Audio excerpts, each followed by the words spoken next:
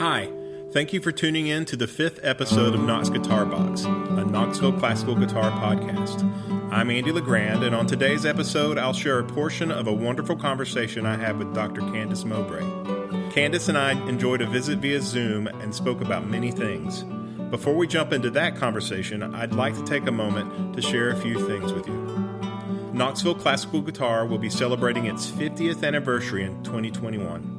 And we're celebrating with a fundraiser honoring our founder, guitarist, educator, and instructor Lawrence Long. Our fundraiser offers the opportunity to share your performances of Larry's music on an episode of this podcast in March of next year. There's also a new guitar in the mix. For more details, email info@knoxvilleclassicalguitar.com or visit our website at the same address. We've also added 2 segments for this episode and hope to continue them as we move forward. First, we'll spotlight a composer of new music for the guitar, and then after the conversation with Dr. Mowbray, we'll have a trivia contest for recognition and a small prize. This composer spotlight is brought to you by flintmerrillmusic.com. Ben Kreider is a young guitarist who recently began writing music for solo guitar.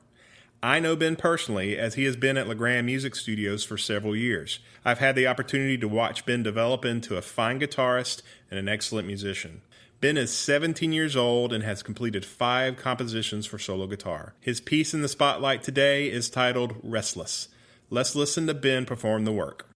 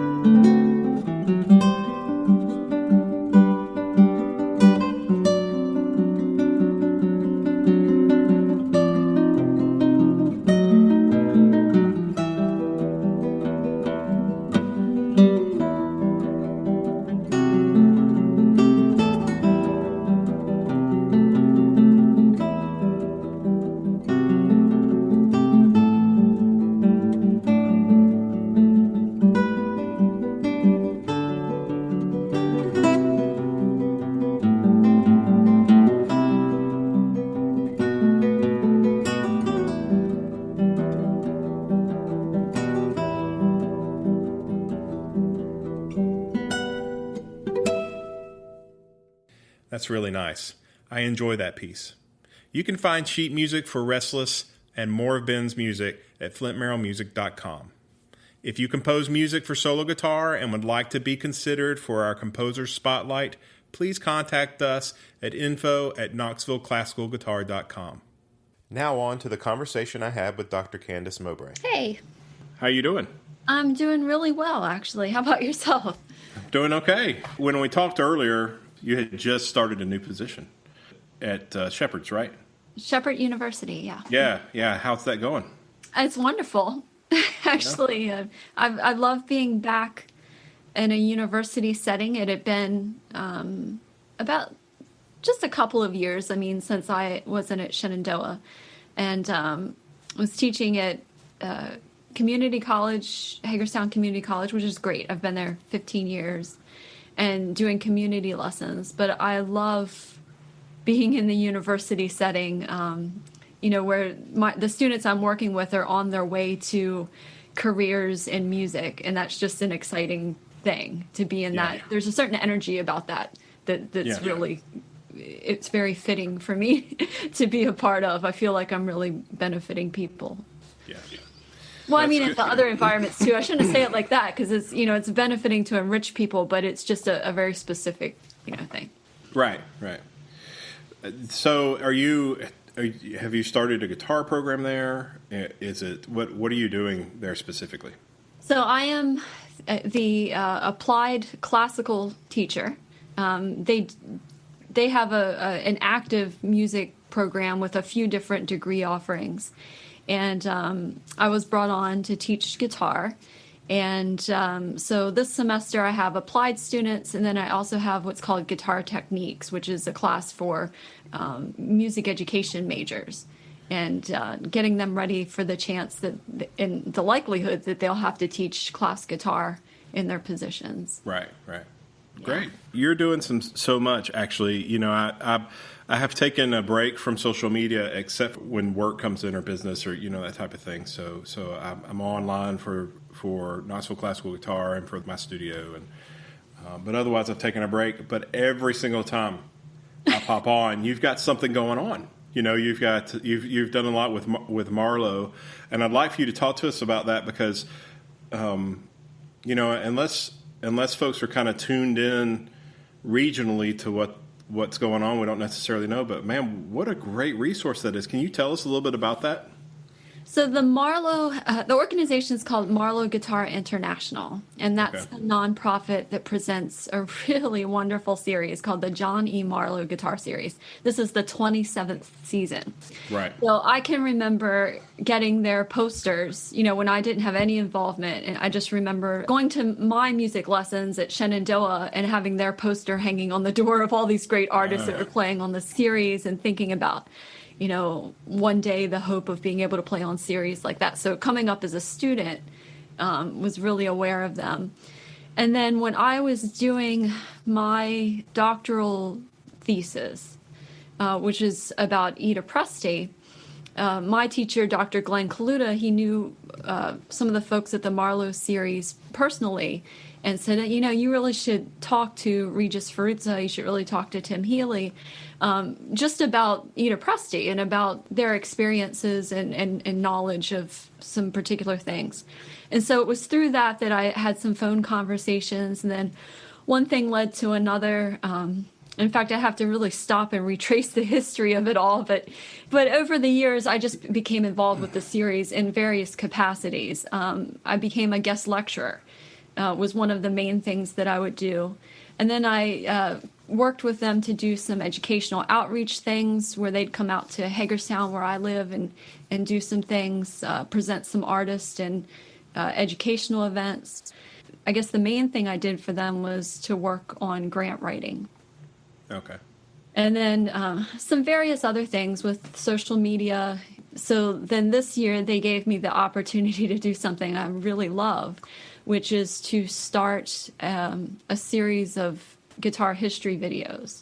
I've seen at least one of those, and I enjoy it. In fact, I have, if you could see on the floor here, I have the pile of materials for the next one that's coming. Okay. The first one's about Torrega and Torres, and the next one I'm planning is Mauro and Amelia Giuliani. Okay. All right. So I teach a guitar class at a local high school here, and most of the folks that enter the class are not musicians. They've not even. Matter of fact, some of them even, they come in and they don't even know they're signing up for guitar.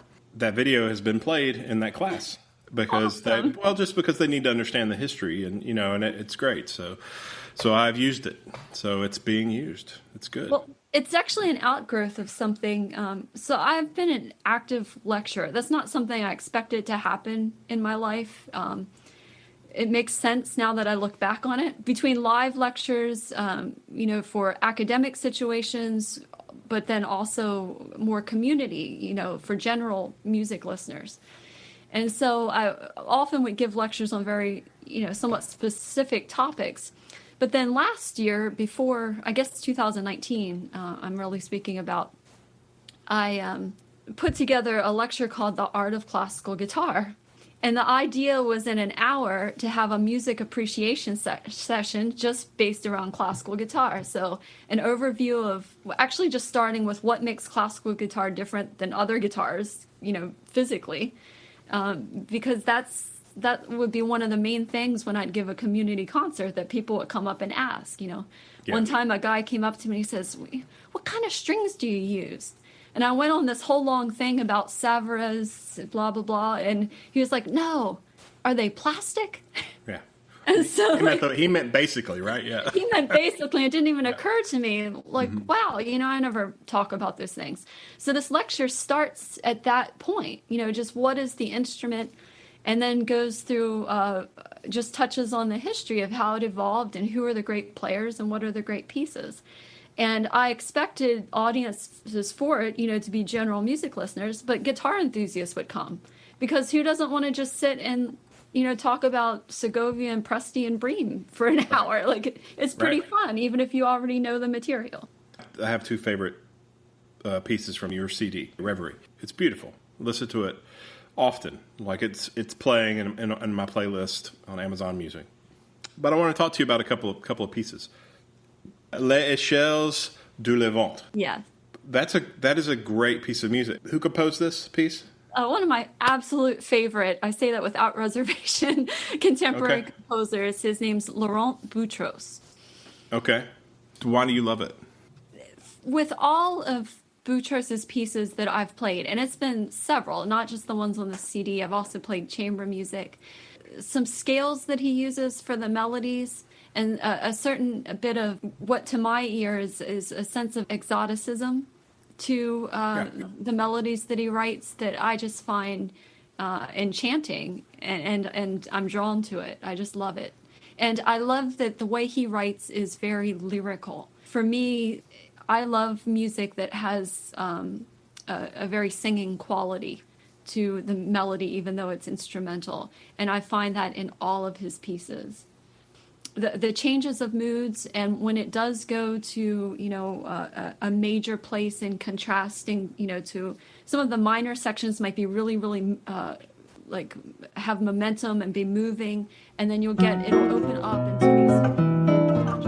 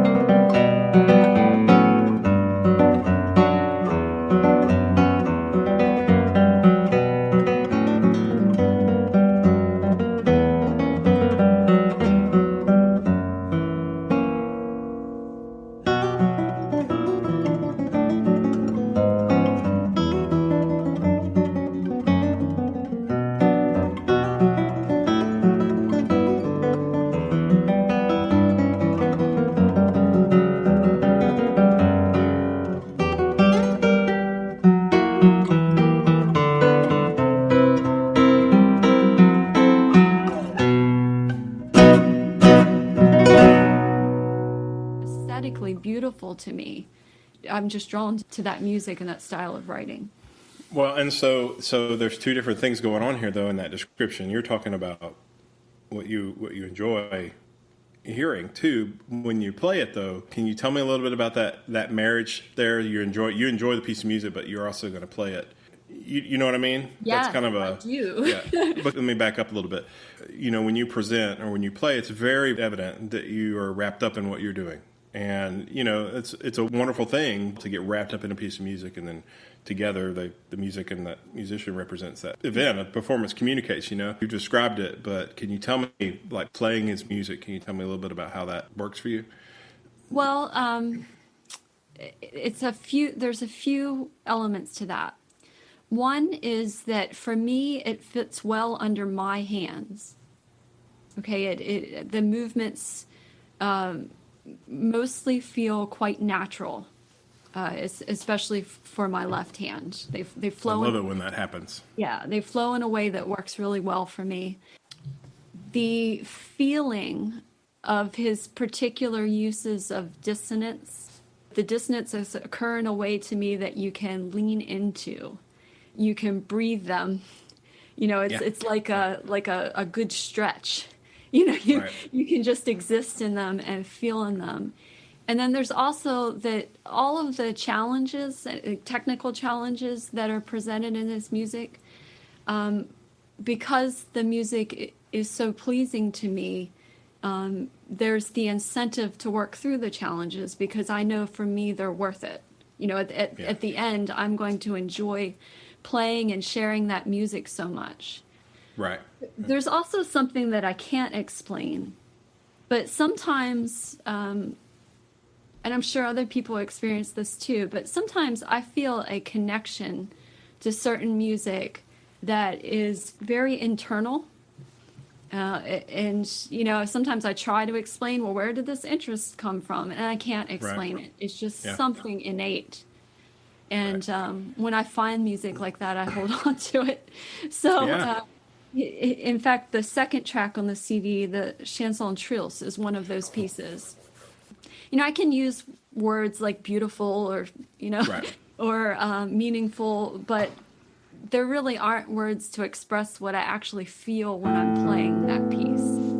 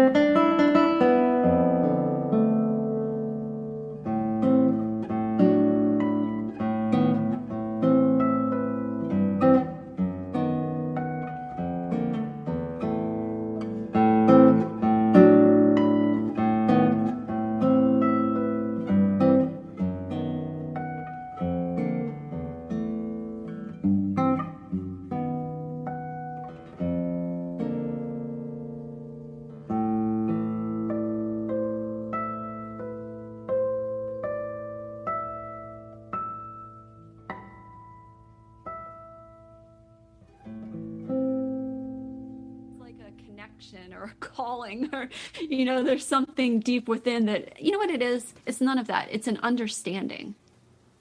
That was a good way to say that. It's interesting you mentioned that trying to describe a beautiful musical work when the reason that it's musical only is because words fall short, right? So I mean, it's right. Two of my favorites on that CD. I like those very much.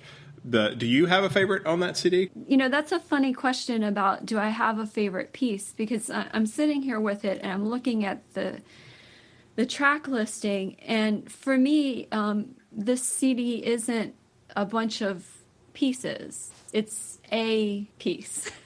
Yeah. Okay. Because the way it was put together was I started recording just things that I was playing.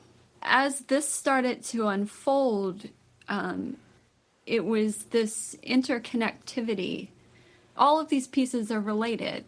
Either a piece was written by someone in homage of someone else, and then that person's work is represented, and then that person wrote something in homage to someone else.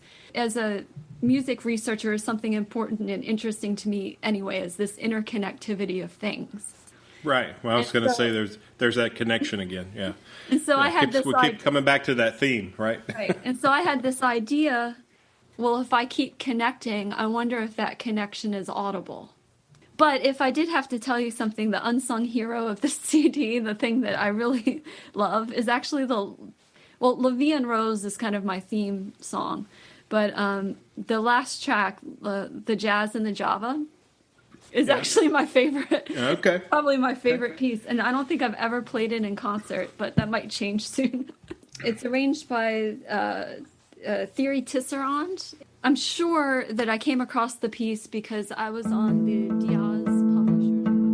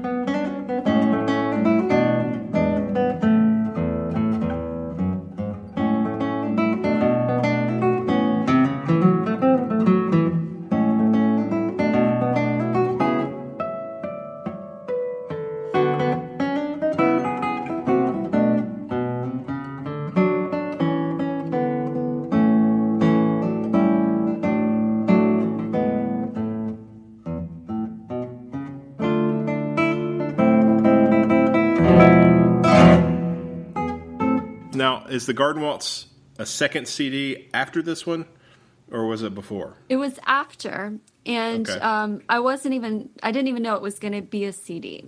So Okay. I was asked, okay, I live in Maryland, and I live very, not too far away from Antietam Battlefield. And Civil War history is a huge part of existence here. And I had friends who work for a production company, and they were doing a documentary about Antietam called A Soldier's View. And it's filmed at Antietam, in contemporary times, looking at the landscape. So originally it was for a DVD box set of the series of documentaries, and it was just for the credits. So I started digging around, and I said, well, what if I chose parlor music that would have, European and American parlor music, contemporary to that time. So I started digging around on the Library of Congress website, finding these scores. It was a research project.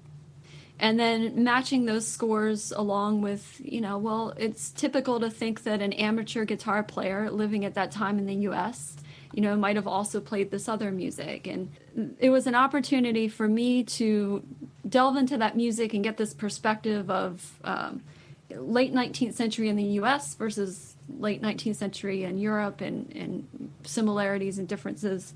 So I ended up recording a lot of music, and just because I did it, I decided to put it all together in a package as part of a CD.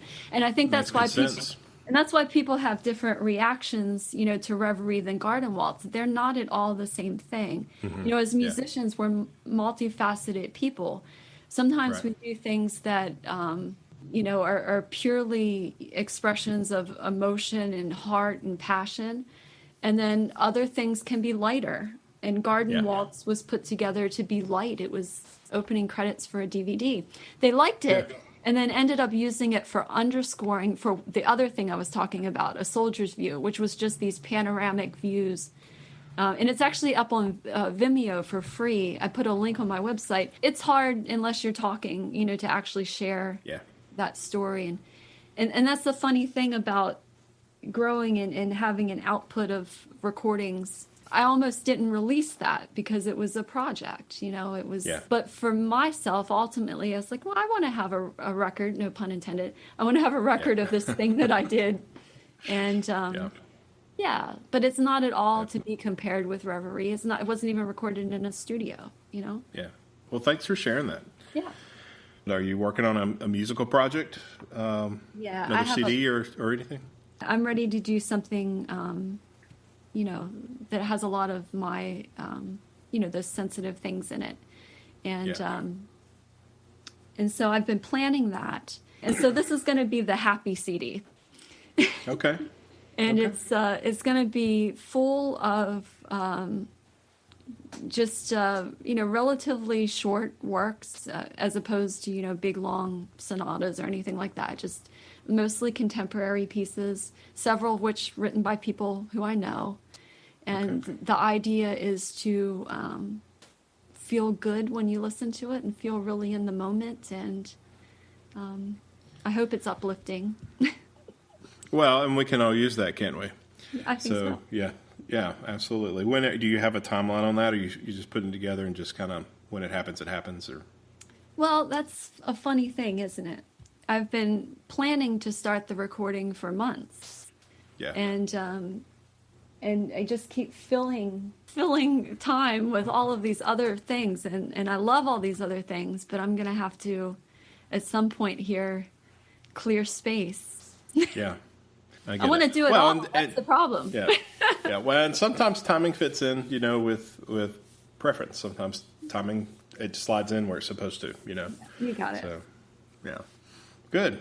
Well, so you've got a project on the way. You're at a new position at a school. You're working with Marlo. You've got anything else going on? Or is that enough? Actually, believe it or not, it's me slowing down. That I know that sounds like a lot of things, and sometimes it is, but it's not compared to what I was doing before. Right. And before I was constantly learning new chamber music programs, and I say that with love because, one of the most amazing things about being a musician is all the people you get to meet. And whether, it's an audience or people who are your student or the people you get to play music with. And so the opportunity to make so many friends playing chamber music has been deeply meaningful to me. And I often didn't want to say no. But like you mentioned before about clearing space, it's just, I think it's just time for me to evolve a little bit, and I feel like I'm transitioning to something new. Yeah. And so the slowing down and getting centered and finding, okay, you did all these things, you did all this hard work. What is it now, that would be really meaningful? And so Yeah. I'm trying to take my time now and not to go back to the same phrase, but clear space for that. Because you actually have to clear just thought space. I do understand that.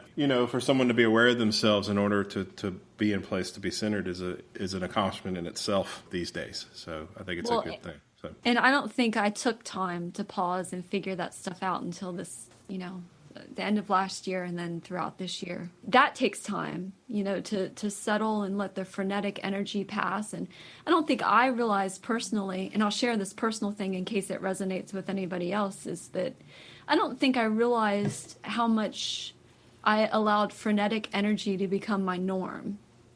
Because you get so accustomed to it that it becomes that elevated state of, I could use the word anxiety, or I could use, busy energy, or however it is for the individual, or all those things. Yeah. How that can become a natural state of being, and you learn to live in it. So then you really don't know when you're going into a zone above or below it. And so learning to figure that out, learning to figure out, okay, what is my base, place? Yeah. And so I've been doing a lot of that kind of study this year, actually, a lot of it.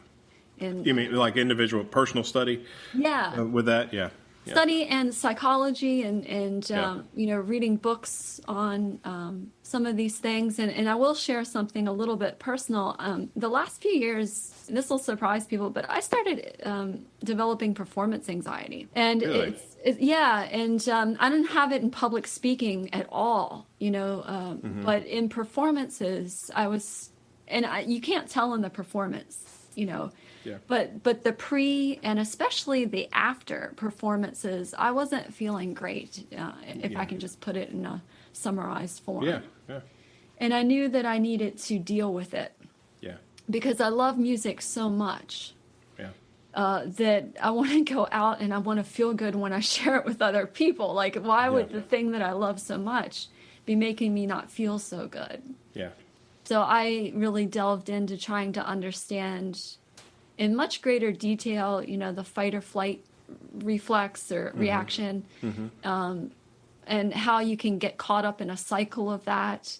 And, to the best as my ability as a layperson can understand those things. Right. Reading a lot of books on those subjects and learning more about meditation and what is it that you're actually doing in meditation, other than a superficial level, and also learning more about how our life experiences culminate into our personalities and the way that we react to things. And I spent a lot of time this year trying to understand that better.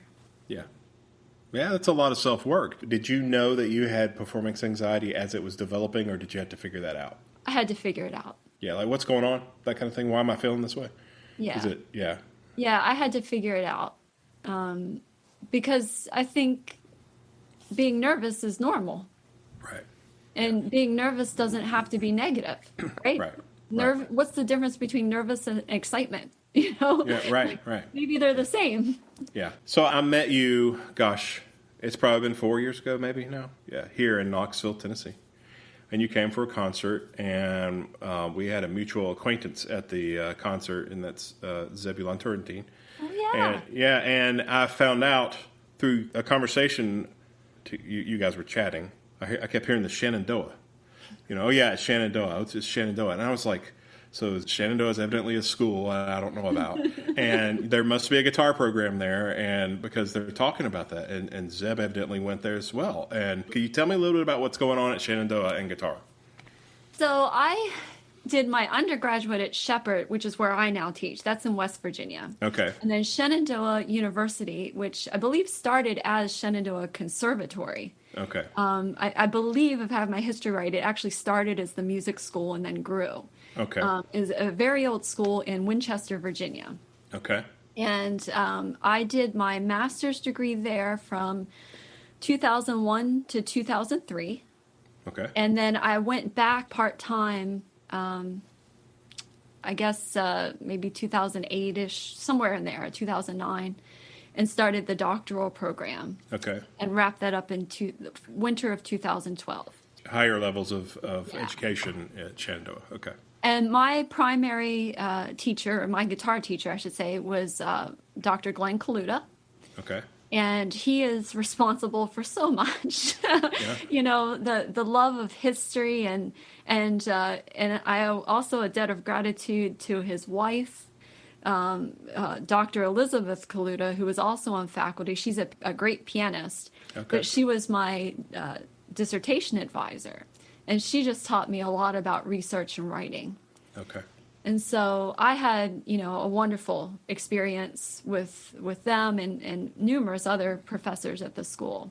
And it was great to be in a conservatory environment as well, where, you know, and of course in the higher, those degrees, it is all music focused. I went to a liberal arts undergraduate where, you know, it was about half general classes and half music classes. Yeah. And then Dr. Kaluta retired right about the time I was graduating. We joke that, you know, we drove him to it. Right. and then Julian Gray came on and I believe is still there. During my doctorate, I started teaching there as well.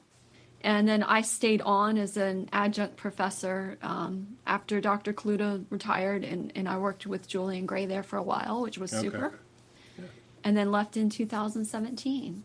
Yeah. So there's, I guess, in asking about the program, there's all those levels, ensembles, guitar literature. You know, it's a full, wonderful guitar curriculum. Thank you very much for doing this. I appreciate it, and your support and kindness, and it's really cool to meet people and you feel like there's a bit of a kindred spirit of, you know, what we're out there trying to do, and that means the world. So Yeah, it does. You can learn more about Dr. Candice Mowbray, purchase her CDs, view recordings and lectures at CandiceMowbray.com. Now it's time for Knox Guitar Box Trivia. For many, this may be too simple. However, we shall proceed. I will play 2 measures of a work, and to participate, you will need to identify the piece and the composer. Then navigate to KnoxGuitarBox.com and complete the form linked on the home page. We will draw a name from a pool of the correct answers for a prize and announce the winner on our next episode.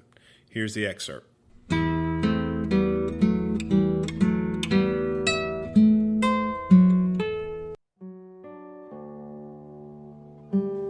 If you would like to support Knoxville Classical Guitar and Knox Guitar Box, please visit KnoxvilleClassicalGuitar.com/podcast. There you will be able to make a single donation or set up monthly donations for any amount. Please know that all donations go directly to Knoxville Classical Guitar.